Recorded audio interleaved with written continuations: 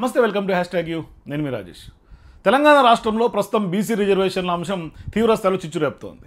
అది కాస్త 42% రిజర్వేషన్లు కల్పిస్తామని ఎప్పుడైతే సీఎం రేవంత్ రెడ్డి మొన్న కేబినెట్ ఆమోదం తెలిపారో అది కాస్త కొంత రాజకీయ దుమారాన్ని రేపుతుంది. అంటే ఇవాళ తాజాగా ఎమ్మెల్సీ తీన్మార్ మల్లన్న ఆఫీస్ పైన ఆయన పైన దాడికి ఇవాళ తెలంగాణ జాగృతి పెద్ద ఎత్తున ప్రయత్నం చేసినటువంటి పరిస్థితి. ప్రస్తుతం తీన్మార్ మల్లన్న ఆఫీస్ దగ్గర రక్తసిక్తమైంది. మరోవైపు పెద్ద ఎత్తున కార్యకర్తలు ఒకేసారిగా వందలాది మంది కార్యకర్తలు ఆయన ఆఫీస్ పైన దాడి చేశారు.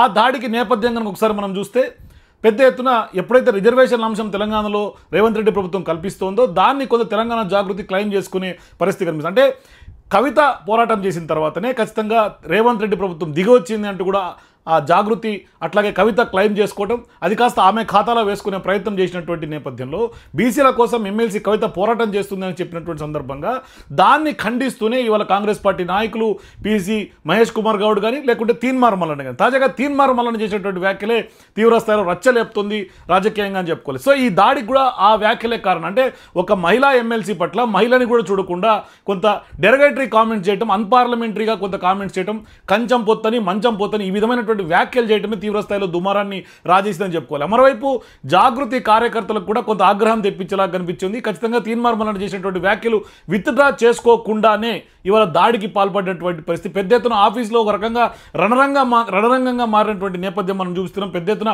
కార్యకర్తలందరూ వచ్చి దాడికి కొంత ప్రయత్నం చేయడం, మరోవైపు క్షమాపణలు చెప్పాలి, మరోవైపు తీన్మార్ మల్లన్న కవిత క్షమాపణలు చెప్పాలనే డిమాండ్ తోటే ప్రధానంగా వాళ్ళందరూ కార్యకర్తలు ఒక్కసారిగా దాడికి పాల్పడ్డాం. మరోవైపు ఆ దాడిని నిలువరించుకునే ప్రయత్నంలోనే గన్మెన్లు ఒక్కసారిగా కొంత తీన్మార్ మల్లన్న ఆత్మరక్షణలో భాగంగా వాళ్ళందరూ కూడా ఫైరింగ్ చేసినటువంటి నేపథ్యం. అంటే ఆయన్ని కాపాడుతూనే కొంత గాల్లేకి దాదాపుగా 5 నుంచి 6 రౌండ్లు కాల్పులు జరిపినట్టు తెలుస్తుంది. తీన్మార్ మల్లన్న ఎమ్మెల్సీ కాబట్టి ఆయన చుట్టూతా ఒక 2-3 గన్మెన్ సెక్యూరిటీ ఉంటారు. ఎప్పుడు కూడా ఆర్మర్డ్ సెక్యూరిటీ గన్మెన్లు 2 ఉంటారు కాబట్టి ఖచ్చితంగా వాళ్ళిద్దరు కూడా ఆయన్ని రక్షించే ప్రయత్నం చేశారు. మరోవైపు గాల్లే కాల్పులు చేశారు. పెద్ద ఎత్తున ఒక యుద్ధ వాతావరణం లాగా, అంటే ఆఫీస్ అద్దాలు పగలగొట్టడం, మరోవైపు పెద్ద ఎత్తున వందలాది మంది కార్యకర్తలు ఒక్కసారిగా ఆఫీసులోకి చొరబట్టడం, మరోవైపు నినాదాలు చేయడం, ఆఖరికి గన్మెన్ల పైన కూడా దాడికి పాల్పడినటువంటి నేపథ్యంలో విజువల్స్ అన్ని స్పష్టంగా మనకు కనిపిస్తూ ఉన్నాయి. దాడి చేస్తున్నటువంటి విజువల్స్. మరోవైపు ఇప్పుడు పోలీసులు రంగప్రవేశం చేసి ఎలా జరిగింది ఏంటి అని కూడా అన్ని ఆరాధిస్తున్నారు. మరోవైపు తీన్మార్ మల్లన్న ఆఫీస్లో అయితే మాత్రం ఉదయం నుంచి కొంత సిచ్యువేషన్స్ చాలా ఒక యుద్ధ వాతావరణం నెలకొన్నటువంటి పరిస్థితి. మరోవైపు ఇదే అంశం మీద ఎమ్మెల్సీ కవిత కూడా కొంత ఏదైతే మండలి చైర్మన్ ఉన్నారో గుత్తా సుఖేందర్ రెడ్డిని కలిసి ఈ డెరగేటరీ కామెంట్స్ సంబంధించి ఎమ్మెల్సీ తీన్మార్ మల్లన్న పైన కొంత కంప్లైంట్ కూడా చేసే పరిస్థితి కనిపిస్తుంది. పెద్ద ఎత్తున ఇవాళ దాడి అయితే మాత్రం పెద్ద ఎత్తున రాజకీయ దుమారం చేస్తుంది. అంటే ఒక ప్రజాస్వామిక రాజ్యంలో ఈ వ్యాఖ్యలను విత్డ్రా చేయించాలి, లేదంటే కనుక క్షమాపణలు కోరాలి, లేకుంటే కౌంటర్ ఇవ్వాలి, కానీ ఇటువంటి దాడులు కరెక్ట్ కావు అంటూ కూడా తెలుస్తోంది. మరోవైపు ఖచ్చితంగా ఈ ప్రజాస్వామికంగా ఈ దాడి కరెక్ట్ కాదనేది చాలామంది వాళ్ళు అభిప్రాయపడుతున్నారు. మరోవైపు మొన్న ఒక శాటిలైట్ ఛానల్ మహా టీవీ ఆఫీస్ పైన కూడా బీఆర్ఎస్ పార్టీ కార్యకర్తలు దాడి చేశారు. ఆ నేపథ్యం అంటే ఆ వివాదం ఇంకా కొనసాగుతున్నటువంటి నేపథ్యంలో తాజాగా బీఆర్ఎస్ పార్టీ కార్యకర్తలు, తెలంగాణ జాగృతి చెందినటువంటి కార్యకర్తలందరూ కూడా ఒక్కసారిగా తీన్మార్ మల్లన్న ఆఫీస్ మీద దాడి చేయడం, మరోవైపు ఇప్పుడు కాల్పులు జరపడం. అంటే ఒక రకంగా చెప్పాలంటే తీన్మార్ మల్లన్నను చంపేందుకు ప్రయత్నం అంటూ కూడా తీన్మార్ మల్లన్నకు సంబంధించినటువంటి ఫాలోయర్స్ ఆయన టీం చెప్తున్నారు. సో ఇది ఈ విధంగా కొనసాగుతోంది. ఒకసారి తీన్మార్ మల్లన్న ఏం మాట్లాడాడు, వాళ్ళు జాగృతికి సంబంధించినటువంటి వాళ్ళ కవిత ఫాలోయర్స్ ఏం మాట్లాడారు ఒకసారి చూసే ప్రయత్నం చేద్దాం. ఎక్కువ మంది ఉన్నారు. మరి ఏందా బీసీల పంచాయతీ ఏంది మల్లన్న?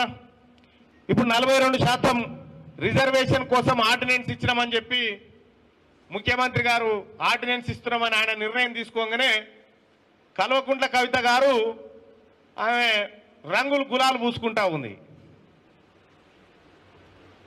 దునబోతి ఇంతే దుడ్డెను కట్టేసినట్టు ఉంది కథ. బీసీలకు 42% ఆర్డినెన్స్ వస్తే నీకేం సంబంధము? నువ్వు బీసీయా? నీకు నాకేమైనా సంబంధమా? కంచం పొత్తుందా? మంచం పొత్తులు ఉన్నాయా మనకేమన్నా? నువ్వు పండుగ చేసుకునేది మాకు అర్థం కాలే. ఎస్, మా బీసీలకు 42% రిజర్వేషన్ నిజంగానే వచ్చిందంటే మా ఎస్సీ ఎస్టీ బిడ్డలు పండుగ చేసుకోవాలి, మా మైనారిటీ బిడ్డలు పండుగ చేసుకోవాలి. 78 ఏళ్ల సంధి మమ్మల్ని తొక్కి చిత్రహింసలకు గురి చేసి అసలు మీకు కూడా లేదురా ఈ భూమి మీద నిలబెట్టినటువంటి మీ జాతి పండుగ చేసుకునేది మాకు అర్థం కాలేదు. అది చూసిన వాళ్ళ నవ్వుతా ఉన్నారు, ఈమెకేం సంబంధం రా ఎగురుతా ఉందని చెప్పి.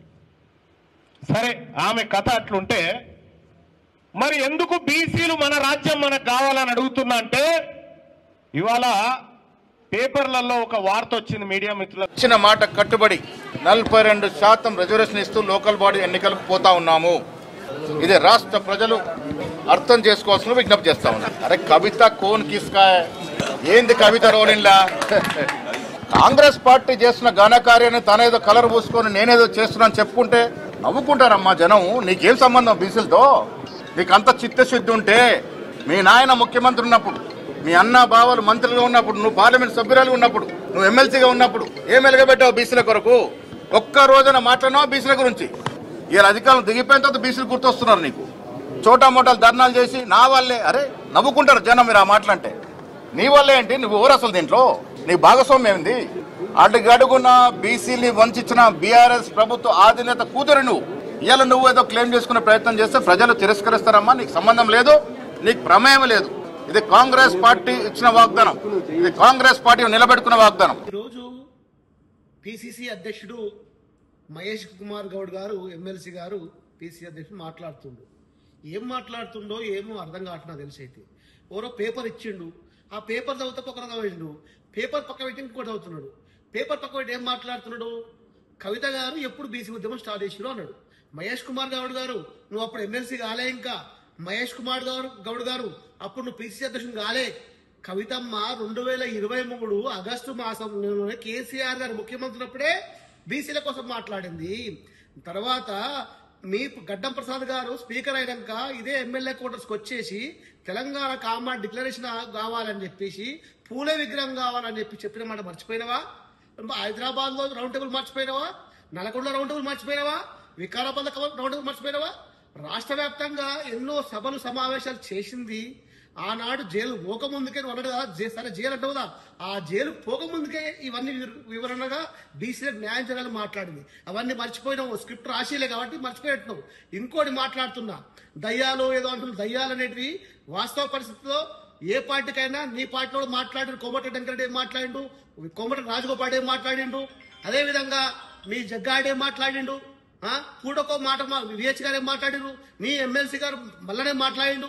ఇవన్నీ మర్చిపోయినావా? ఉంటూనే ఉంటాయి, పార్టీ అన్నప్పుడు సమస్యలు ఉంటాయి, మాట్లాడుకుంటాం. నీకెందుకు కదా ఊపులాట? అది పోయింది. ఇంకోటి ఏమంటున్నావు? బీసీలకు రంగులు పూసుకుంటున్నావు. రంగులు పూసుకుని మేం కాదు, నీ ముఖ్యమంత్రి రేవంత్ రెడ్డి, మన ముఖ్యమంత్రి రేవంత్ రెడ్డి గారు ఆయనే మాట్లాడుతుండు. నా రంగు చదువుకునే రంగు బీజేపీ, స్కూల్ పోయింది నేను టీడీపీ, ఉద్యోగం చేసేది కాంగ్రెస్. ఎవరు రంగులు ఎవరు అర్థమైతే లేదా? 3 రంగులు మార్చిన నీ ముఖ్యమంత్రి ఉన్నాడు, నీ పార్టీ ఉన్నాడు. ఫస్ట్ గుర్తు చేసుకో. రంగులు మార్చడం బీసీ ఉద్యమం. ఎస్, వాస్తవంగా తెలంగాణ రాష్ట్రంలో బీసీల కోసం మీకు సోయి ఉంది. అసలు 3 బిల్లు పెట్టమని చెప్పింది ఎవరండి? విద్యా ఉద్యోగ బిల్లు పెట్టమని చెప్పింది ఎవరండి? కవిత గారే కానీ, మేమే కదా, యూపీఎఫ్ నాయకులు మేమే కదండి.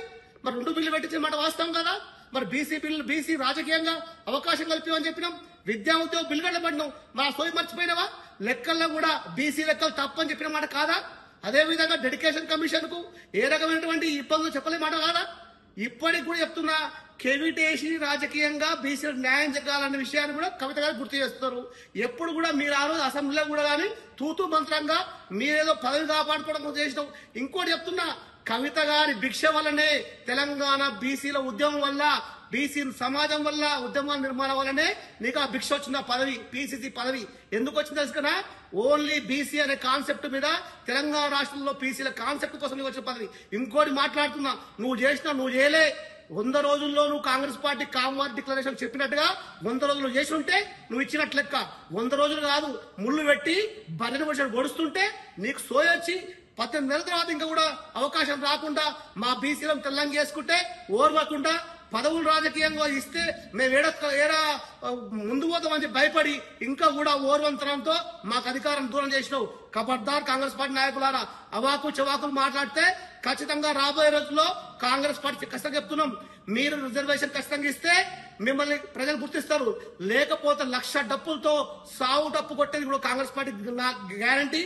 ఇదే విధంగా మీరు దూడం చేయమని బరిందరవాడ వేసి మరి ఆర్డినెన్స్ చేస్తుకుంటూ కోర్టు కేసుకు పంపిస్తే కూడా మేము చెప్తున్నాం, అలాంటి వ్యక్తుల ఇంటికాడ కూడా 1,00,000 డప్పులతో మరి సావు డప్పు కొట్టేది మన గ్యారంటీ. ఖబర్దార్ మహేష్ కుమార్ గారు మరోసారి జాగ్రత్తగా మాట్లాడి యునైటెడ్ పూలే ఫ్రంట్ కూడా తెలంగాణ రాష్ట్రంలో 70-80 కుల సంఘాలతో సమూహంతో ఆమె కూడా ప్రజాక్షేత్రంలో పనిచేస్తున్నాం. అది మర్చిపోదు మిత్రమా.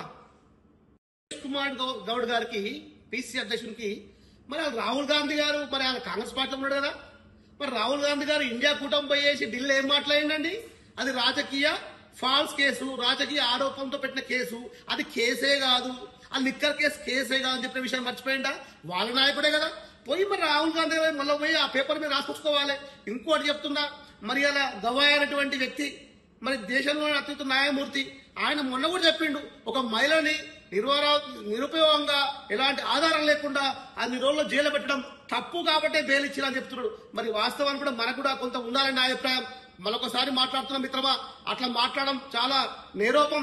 ఎందుకంటే కేసుల కోసం కుంభకోణాలు పోతే భూమి నుంచి ఆకాశం దాకా కుంభకోణాలు చేసిన పార్టీ కాంగ్రెస్ పార్టీ, అది మర్చిపోకండి.